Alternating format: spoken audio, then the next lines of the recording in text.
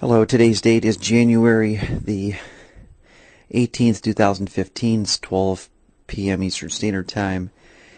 And this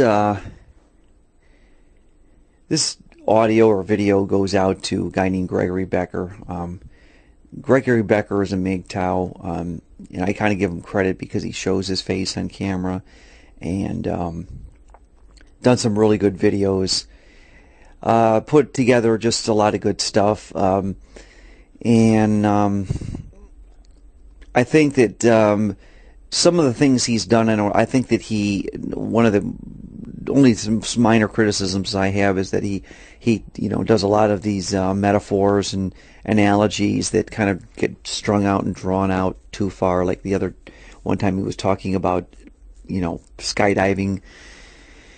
But for the most part, he pretty much puts together a really good message, and he's I guess he's a MGTOW going his own way, a man going his own way, but he does have a child, 8 or 9 years old. He said a daughter, and I kind of had a question of him how that differs from a person who actually doesn't have the responsibility, because I see a lot of these guys that are associating themselves with the MGTOW who are divorced, have been messed over in the court system, are forced to live in a 1 or 2 room apartment while their wife gets the house, and they get joint custody, whatever, have to pay, of course, child support.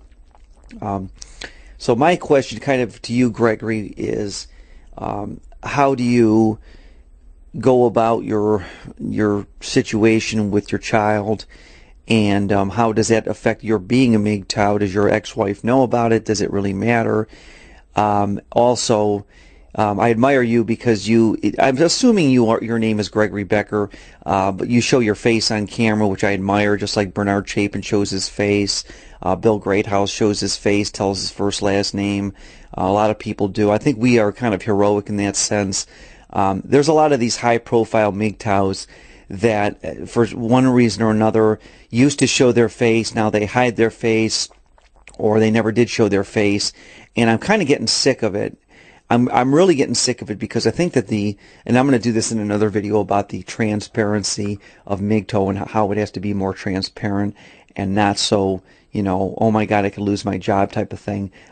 But speaking of which, I might as well ask you this question too, Gregory, and I'm putting this on the public. This is not a private video or anything, but I guess my question to you is that now that you're out there and your name and face are out there, do you feel there's any repercussions from it, from like former friends, or people who might maybe future employ you? I hear this a lot. I had a teaching job for 3.5 years with my videos up, and it never affected my employment or anything like that. But I imagine it could if somebody brought it to the attention of somebody and they really wanted to push the issue. But I was going to ask you about that, and what type of, if you want to send me a private video, that's okay too. But your videos are really good. I liked your last video where you talked excessively about how that you got people like Paul Elam, they want to take over the MGTOW movement and be the grandfather of it, and in the process of doing it, they create a new narrative that you have to follow by. And you made a very spot on point in your last video. You basically stated that unlike the men's rights movement that is depending on court decisions to be made and wishfully hoping for change, what your message basically is that by going the MGTOW route, you get immediate gratification, because you put the pedal to the metal right on the spot, and you don't waste any time. I look at that way in the bar scene, for example. And I go to the gym and I exercise a lot, and not far from the gym where I work out, there's a lot of bars and stuff. And I used to go to the bars, but I was never a bar addict because of the DUI laws and things. But I look at how being a man going my own way, I'm able to say no to these venues and not even give in to them, and be able to look at these things and see them for what they are, is a waste of money. And the same thing with professional sports. Being from the Cleveland area and having a lot of sports teams that constantly lose every year, people base they put all their eggs in a basket hoping for a winner. And I'm so detached from that. I kind of laugh at it. I was thinking about the Cleveland Browns this year. They were like 6-3, and then they went out to lose 6 of their last 7. So they finished the year with the 7-9 record this past 2014. And I kind of was glad that it happened, because it got me to thinking that all these people in Northeast Ohio that want a winner are putting all their eggs in this one basket, hoping and begging. And it's kind of like the MRAs are kind of like the Cleveland sports fans. They're looking for external sources to make things happen, and the power is within the individual. And you're given, I like about you too, Gregory. You're seasoned age-wise like me. You're 48, 49 years old. I'm 44 years old. I'm an elite marathon runner, in my age group especially. And so I've learned to appreciate my accomplishments. But I have also learned that these 20-something-year-old MGTOWs really, they don't know half of what we know, because they've not gone full circle and experienced a lot of ups and downs like the stock market that we do in life. So that's another video, is about the age of MGTOWs and why, ultimately I think the older MGTOWs kind of have a much more seasoned view of the world than even the younger ones do. So I just wanted to get that point out to you. But your videos are really, really good. And again, I think the only criticism I have is that you sometimes, you talk almost like with no emotion, and you tend to do too many analogies and metaphors.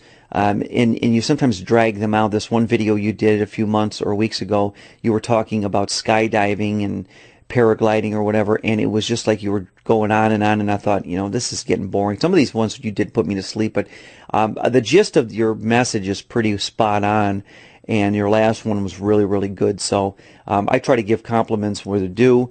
There's some MGTOWs out there that I think have got some severe psychological problems, which I won't get into right now.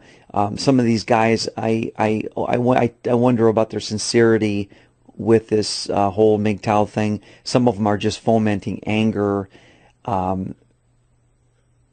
pointing too much blame on things that really are not necessarily the fault of women too. Although there's this big debate with the women thing, whether or not it's government and biology, and I don't want to talk about that now. I just wanted to kind of give you a compliment on your awesome work. You're doing phenomenal work. Actually, I shouldn't just say awesome work. You're doing great work. You did super. I mean, it's and you're not feeding a bunch of self-improvement crap. I did a video went out to this gentleman in Canada that basically he's recommending all this 27-step self-improvement. And being the age that I am at 44, I have gone down the whole self-improvement path. And I don't think recommending self-improvement is the answer to going MGTOW, although it could be a component of it. I don't think that you have to define yourself. You have got to learn to, I guess the word with MGTOW is saying no, and learning how to, develop an identity as a man without being a narcissist. Another fault with a lot of MGTOWs I'm seeing is there's a lot of narcissism amongst them. Like, there's one MGTOW that, I guess there's a lot of MGTOWs out there that seem to think it's okay to just use women for sex, and as long as you can get, I'm not for that. I mean, I think you're going to be MGTOW, you got to establish some pretty good moral standards, which this definition is still in its development. It's kind of weird. So, but anyways, you do a good job, and I would like to know those questions about how you go about, going about these things with your, how you're going about, raising a child, being a MGTOW, And this daddy's little girl thing, I mean, is this, are you going to be one of these people that says, my daughter's the exception to the rule type, or are you pretty certain that your daughter is going to be somebody that pretty much takes advantage of the, as I defined it years ago,